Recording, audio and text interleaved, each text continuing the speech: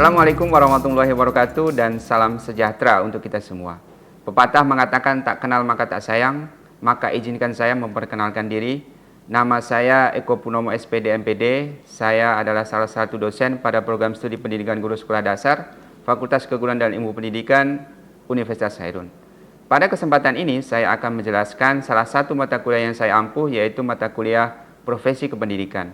Mata kuliah ini merupakan mata kuliah wajib yang ada di semester ganjil dengan bobot 2 SKS dan total pertemuan sebanyak 16 kali pertemuan termasuk UTS serta UAS. Deskripsi singkat mata kuliah ini mengkaji dan menganalisis tentang pengertian profesi kependidikan, syarat-syarat profesi kependidikan, perkembangan profesi keguruan, ruang lingkup profesi kependidikan, serta kompetensi guru profesional di Indonesia. Mengkaji dan menganalisis kasus profesi keguruan serta mencari upaya pemecahan atas kondisi yang ada, pemahaman atas kode etik, struktur organisasi profesi, pengembangan profesi guru di sekolah dasar, dan masalah serta tantangan yang dihadapi profesi guru di Indonesia. Untuk sub CPMK atas kemampuan akhir yang akan diharapkan diperoleh oleh mahasiswa, yang pertama, mahasiswa mampu menjelaskan tentang konsep dasar profesi kependidikan, syarat-syarat profesi keguruan, ruang lingkup profesi kependidikan, serta kompetensi guru profesional. Yang kedua, mahasiswa mampu menjelaskan berbagai tugas pokok, hak dan kewajiban guru profesi kependidikan. Yang ketiga, mahasiswa mampu membedakan dan menganalisis kompetensi guru profesional di Indonesia. Yang keempat, mahasiswa mampu membedakan dan menganalisis indikator kinerja guru Indonesia. Yang kelima, mahasiswa mampu menjelaskan esensi dan ranah profesi kependidikan. Yang keenam, mahasiswa mampu memahami dan menerapkan administrasi pendidikan. Yang ketujuh, mahasiswa mampu memahami organisasi profesi kependidikan. Yang kedelapan, mahasiswa mampu memahami dan menerapkan kode etik profesi guru. 9. Mahasiswa mampu memahami pengembangan profesi guru sekolah dasar. Ke-10, mahasiswa mampu menganalisis dan mempresentasikan masalah-masalah yang berkaitan dengan guru di Indonesia. Dan yang terakhir, ke-11, yaitu mahasiswa mampu menjelaskan peran guru dalam pendidikan. Selanjutnya, model pembelajaran dalam mata kuliah ini saya gunakan model direct instruction, di mana model pembelajaran ini dapat membantu mahasiswa dalam mempelajari keterampilan dasar dan memperoleh informasi yang dapat diajarkan selangkah demi selangkah. Model direct instruction berjalan melalui 5 tahap, yaitu yang pertama, penjelasan tentang tujuan dan mempersiapkan mahasiswa. Pada tahap pertama ini saya lakukan di pertemuan perdana perkuliahan, di mana saya akan menjelaskan deskripsi singkat mata kuliah dan rencana pembelajaran semester atau RPS. Kemudian saya akan melakukan kontrak perkuliahan yang disepakati antara mahasiswa dengan dosen. Di dalam kontrak perkuliahan, memuat cara saya menilai dan bobot penilaian terhadap mahasiswa, sehingga mahasiswa dipastikan mengetahui lebih awal dan bisa membuat strategi agar kuliah berjalan lancar dan mendapatkan nilai yang baik. Kemudian di dalam kontrak perkuliahan juga, kami sepakati tentang kedisiplinan dalam perkuliahan serta jadwal yang saya berikan waktu untuk remedial selama 3 hari setelah nilai akhir perkuliahan saya terbitkan. Tahap yang kedua yaitu mendemonstrasikan pengetahuan dan keterampilan. Di setiap paparan materi yang akan diajarkan, saya memberikan materi selanjutnya di 3 hari sebelum pertemuan perkuliahan berlangsung. Saya akan mengirimkan materi perkuliahan baik berupa video, e-book, atau materi dalam bentuk PowerPoint atau jurnal-jurnal ilmiah melalui WhatsApp terlebih dahulu, dengan harapan mahasiswa dapat membaca materi yang akan saya sampaikan agar pada saat perkuliahan berlangsung bisa saling memberikan contoh yang tepat berdasarkan pengetahuan dan keterampilan mahasiswa. Pada tahap yang ketiga yaitu memberikan latihan terbimbing. Saya meminta mahasiswa untuk membuat rangkuman atau resume dari video, e-book, buku, materi, atau jurnal-jurnal ilmiah yang saya berikan secara kelompok dengan format resume yang sudah saya bagikan sebelumnya.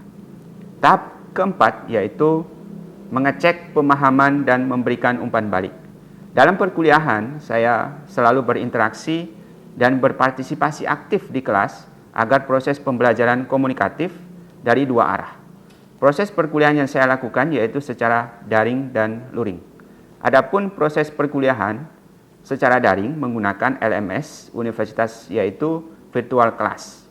Untuk ruang diskusi dan informasi di luar rutin perkuliahan, saya memanfaatkan aplikasi Telegram Group mata kuliah profesi kependidikan. Tahap yang kelima atau tahap yang terakhir yaitu memberikan kesempatan untuk latihan lanjutan dan menerapkan secara mandiri maupun kelompok.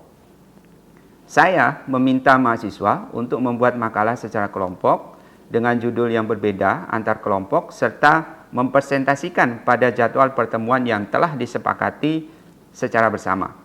Kemudian, secara mandiri, mahasiswa melakukan studi kasus terkini terkait dengan profesi keguruan untuk dibawakan di kelas dan mahasiswa mengerjakan LKS di setiap akhir materi perkuliahan.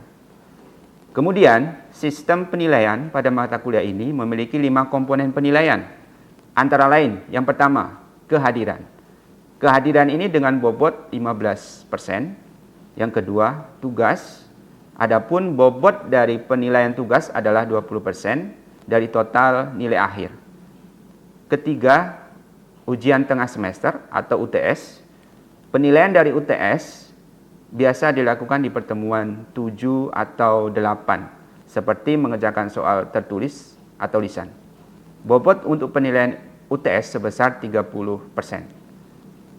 Yang keempat, ujian akhir semester atau UAS. Penilaian terakhir UAS dilaksanakan setelah jumlah tatap muka telah memenuhi atau selesai. Bobot penilaian UAS sebesar 35%. Dan yang kelima, yang terakhir, nilai tambahan.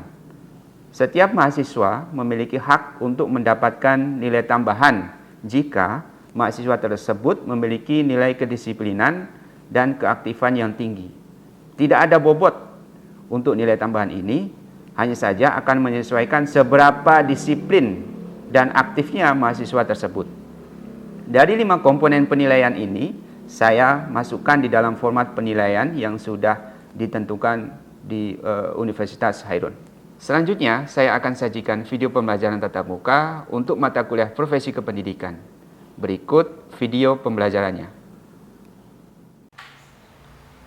Bismillahirrahmanirrahim. Assalamualaikum warahmatullahi wabarakatuh. Waalaikumsalam warahmatullahi wabarakatuh. Selamat pagi. Pagi. Apa kabar hari ini? Alhamdulillah baik. Ada yang tidak hadir? Ada. Oke. Sakit ya? Ya. Mari kita doakan sama-sama supaya si Farhan dia cepat sembuh dan bisa bergabung di kelas kita pada pertemuan selanjutnya. Baik, hari ini sebelum kita memulai pembelajaran, alangkah baiknya mari kita berdoa supaya kegiatan kita ini memiliki berkah dan berguna bagi kita semua. Saya akan pimpin doa dan kita menundukkan kepala sejenak seraya memohon supaya aktivitas kita berjalan dengan lancar. Mari kita berdoa. Selesai? Ada yang ingat ini mata kuliah apa? Profesi kependidikan. Profesi kependidikan. Ini adalah pertemuan ketiga pada mata kuliah ini, profesi kependidikan. Pada pertemuan pertama kemarin mungkin masih ada yang ingat pengertian guru itu apa, kenapa guru itu disebut sebagai tenaga profesional, syarat menjadi seorang guru, tugas dan tanggung jawab sebagai seorang guru itu apa, mungkin kita sudah pelajari pada pertemuan sebelumnya. Baik, untuk merefleksi kegiatan pagi hari ini, Pak akan mencoba bertanya kepada kalian sebelum kita masuk pada tujuan pembelajaran pada siang hari ini. Nah, tujuan pada pembelajaran siang hari ini yang pertama, mahasiswa diharapkan memiliki pemahaman kompetensi guru secara utuh. Yang kedua, mahasiswa dapat membedakan kompetensi pedagogik, kompetensi kepribadian, kompetensi sosial dan profesional, serta indikatornya. Yang ketiga, mahasiswa mampu menjelaskan kompetensi pedagogik guru abad 21 dalam kaitan dengan pengembangan profesi seorang guru, dalam hal pengembangan karir sebagai seorang guru. Oke, ini tujuan pembelajaran kita pada pagi hari ini. Kita masuk pada tujuan pembelajaran kita yang pertama. Ada yang masih ingat pertemuan kemarin? Kenapa guru disebut tenaga yang profesional? Ya, silakan. Karena profesi guru hanya bisa disandarkan oleh orang yang berpendidikan, Pak. Oke, good. Jadi, untuk menjadi seorang guru harus salah satunya harus memiliki gelar sarjana atau gelar akademik. Ya. Itu ada persyaratannya. Oke, kalau gitu slide kedua kita bisa lihat sama-sama di sini, guru sebagai tenaga profesional. Pekerjaan guru hanya dapat dilakukan oleh seseorang yang mempunyai kualifikasi akademik, kompetensi dan sertifikat pendidik sesuai dengan persyaratannya untuk setiap jenis dan pendidikan tertentu. Saya garis bawahi ada beberapa syarat di situ sesuai dengan kenapa guru itu sebagai tenaga profesional. Kemarin kita sudah bedakan antara apa itu pekerjaan, apa itu profesi. Iya, Pak. Masih ingat kan? Masih. Bagus. Jadi hari ini saya akan garis bawahi pada kompetensi. Ya. Jadi pada kesempatan pagi hari ini kita akan fokus kepada poin kompetensi. Selanjutnya, ini adalah syarat untuk menjadi guru. Ya. Syarat untuk menjadi guru apa? Ya, silakan. Jadi syarat menjadi seorang guru yaitu mempunyai kualifikasi akademik, kompetensi, dan sertifikat pendidik. Oke, good. Si Desi ya, terima kasih Desi. Jadi kita bisa lihat di sini, guru itu wajib memiliki, tadi sudah kita bahas, kualifikasi akademik, kompetensi, sertifikat pendidik, dia harus sehat jasmani dan rohani, ya. Kemudian kemampuan untuk mewujudkan tujuan pendidikan nasional. Guru itu harus sehat jasmani dan rohani. Ya. Kalau psikologinya tidak sehat, ada yang tidak sehat di sini psikologinya? Sehat, Pak. Alhamdulillah. Berarti kalian siap untuk menjadi seorang guru. Nah, ini adalah syarat untuk menjadi guru. Nanti di poin ini kalian bisa belajar lebih jauh lagi. Selanjutnya, apa itu kompetensi? Ya, silakan. Kompetensi adalah keahlian seseorang dalam melaksanakan tugas dan tanggung jawabnya. Oke, kompetensi itu adalah keahlian. Atau bahasa mudahnya, ada yang tahu? Kompetensi bahasa mudahnya, bahasa gampangnya sehari-hari. Hah? Kemampuan, oke, good. Ya, jadi selain guru itu, guru itu memiliki kompetensi, dia harus memiliki pengetahuan, keterampilan dan perilaku yang harus dimiliki, dihayati dan dikuasai oleh seorang guru. Ya. Memiliki kompetensi itu berarti harus secara pengetahuan dia harus mampu, keterampilan dia harus mampu, dan perilakunya juga harus sesuai dengan profesi apa dia. Oke, bisa dipahami di sini? Bisa. Guru itu harus memiliki kompetensi. Itu merupakan syarat mutlak bahwa yang membedakan guru itu adalah suatu profesi, bukan pekerjaan. Ya. Profesi. Artinya dia harus memiliki pengetahuan, keterampilan, dan perilaku yang harus dikuasai, dihayati, dan dimiliki untuk melaksanakan tugas keprofesionalan dia. Selanjutnya kita masuk di tujuan pembelajaran yang kedua. Pada tujuan pembelajaran kedua ini kita membedakan ya, kompetensi pedagogik, kepribadian sosial dan profesional. Yang pertama apa? Kepribadian pedagogik. Yang kedua Kepribadian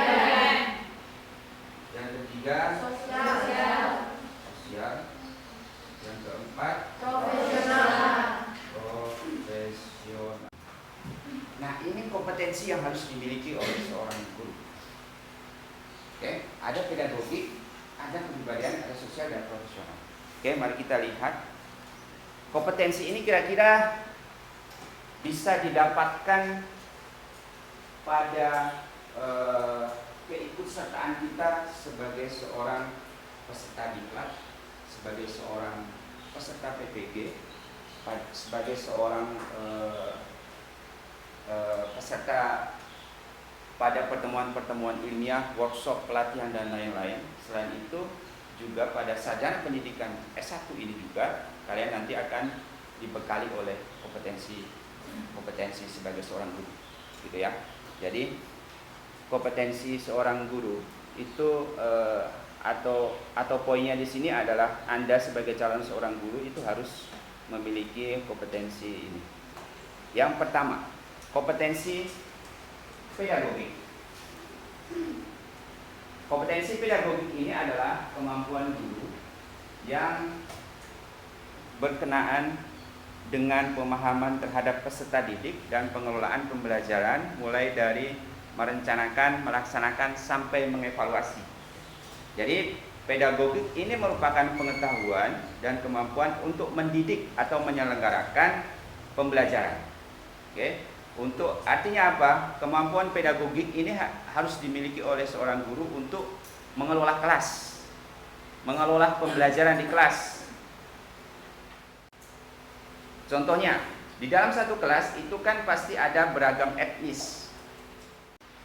Bagaimana caranya guru supaya bisa menyampaikan materi yang disampaikan dengan mudah dipahami oleh peserta didik?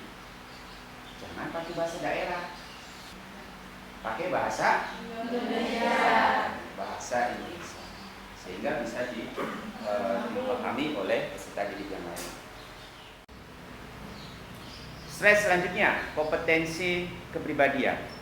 Kompetensi kepribadian merupakan personal yang mencerminkan kepribadian yang mantap, stabil, dewasa, arif, dan berwibawa, menjadi teladan bagi peserta didik dan berakhlak mulia.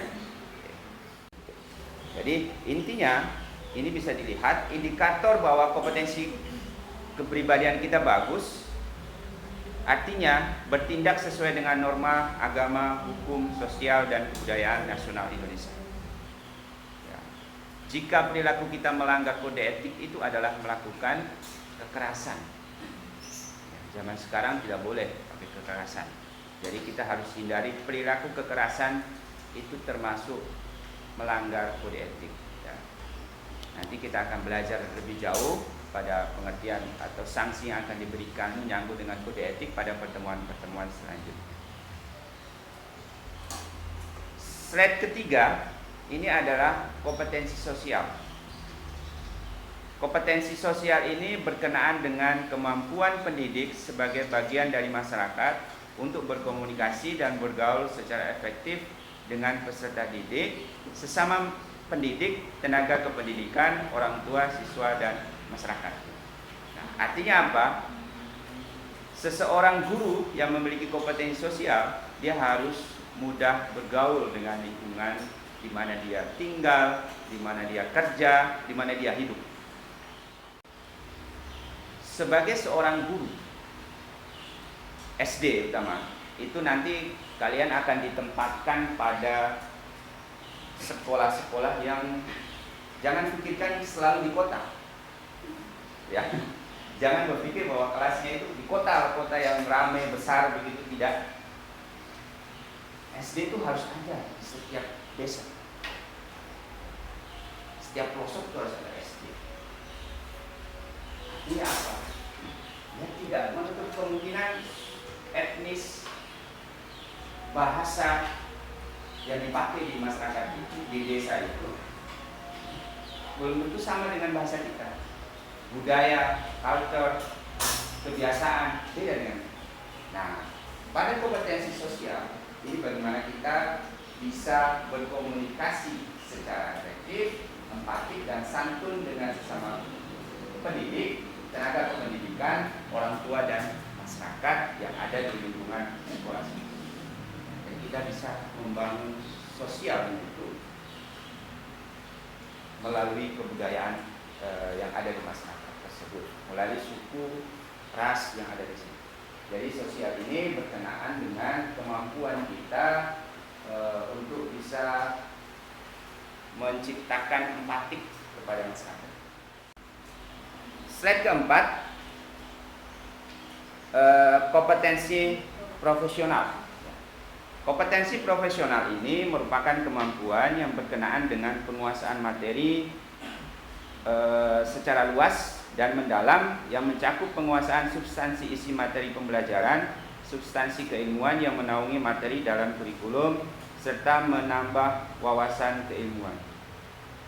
Nah, indikatornya ada 5, kalian bisa baca di slide, bahwa kalau saya contohkan ketika kalian itu menjadi seorang guru, kalau SD namanya guru kelas ya, harus paham tentang materi yang akan dijelaskan sesuai dengan kurikulum mata pelajaran yang kalian akan bawakan. Oke. Nah, kaitannya dengan cara menyampaikan materi itu pada kompetensi pedagogik, pada penguasaan materi, keilmuan, konsep, pola pikir itu pada kompetensi profesional. Nah, ini sering kita susah membedakan antara kompetensi pedagogik, kompetensi yang pertama tadi, dengan kompetensi profesional. Sebelum kita masuk pada tujuan pembelajaran ketiga, ada pertanyaan? Mungkin ada? Oke, silakan.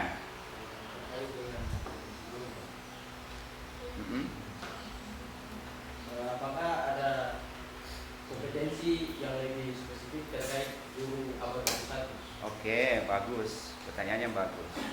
Nah, sebelum saya ke situ, kompetensi itu sejak ada guru, sejak ada profesi guru, itu sudah ada namanya kompetensi. Yang 4 tadi, sejak adanya Undang-Undang Guru dan Dosen Nomor 14 Tahun 2005. Nanti bisa di-searching lebih jauh tentang isi undang-undang tersebut. Jadi kompetensi itu 4 kompetensi yang tadi sudah kita pelajari itu sudah ada. Jadi pedagogi, budaya, sosial, dan di era abad 21, apakah sama Pak? Ya, dengan kompetensi 4 ini? Ya, sama. Di abad 21 tetap harus memiliki 4 kompetensi ini, tapi ada tambahan-tambahannya di dalam. Oke, nanti kita akan belajar lebih jauh ya. Terima kasih pertanyaannya. Nah, ini kita lanjut ke tujuan pembelajaran ketiga. Mampu menjelaskan kompetensi pedagogik guru abad 21 dalam kaitannya dengan pengembangan profesi seorang guru. Diskusi ini kita laksanakan selama 15 menit. Setelah itu kita akan masuk pada bahasan selanjutnya terkait dengan kesimpulan dari atau jawaban dari diskusi-diskusi. Oke? Diskusinya sudah berlangsung dengan baik. Waktunya juga sudah sampai 15 menit. Saya akan minta kepada masing-masing kelompok fokus kepada papan tulis dulu. Ini ada kompetensi, 4 kompetensi yang sudah kita pelajari bersama tadi. Di sampingnya, samping kompetensi abad 21, sampingnya itu ada kompetensi guru abad 21 sehingga dengan 4C. Kompetensi pedagogik. Oke.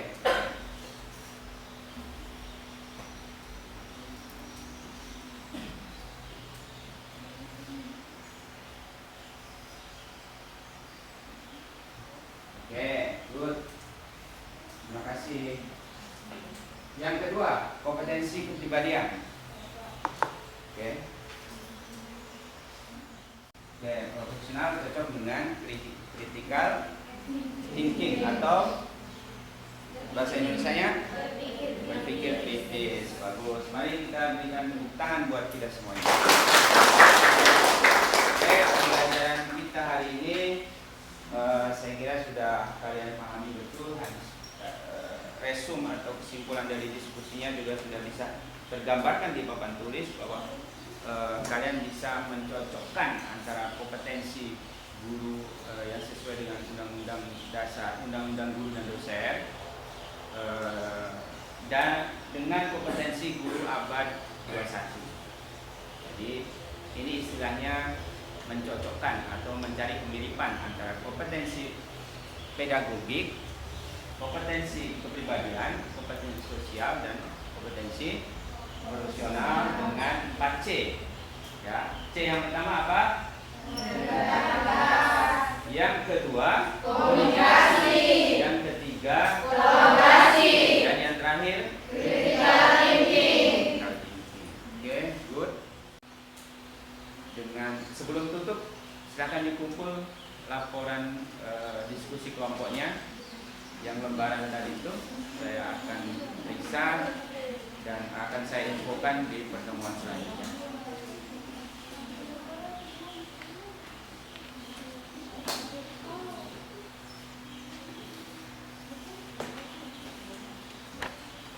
Ya, terima kasih. Absennya nanti di virtual kelas ya. Virtual kelas, materi yang untuk pertemuan selanjutnya akan saya upload juga di virtual kelas. Kalian pelajari dulu sebelum masuk di minggu depan. Oke. Tepuk tangan untuk kita semua. Dan saya akhiri bila taufik wal hidayah. Wassalamualaikum warahmatullahi wabarakatuh. Waalaikumsalam warahmatullahi wabarakatuh. Dan selamat belajar. Tetap jaga kesehatan, keselamatan, dan kesuksesan akan mencapai kepada diri kalian. Terima kasih. Kita ketemu lagi minggu depan. Demikian cuplikan video pembelajaran di kelas saya. Semoga bermanfaat dan mohon maaf jika ada kesalahan ucap dan sikap. Akhir kata saya ucapkan terima kasih atas perhatiannya. Bila taufiq wal hidayah. Wassalamualaikum warahmatullahi wabarakatuh.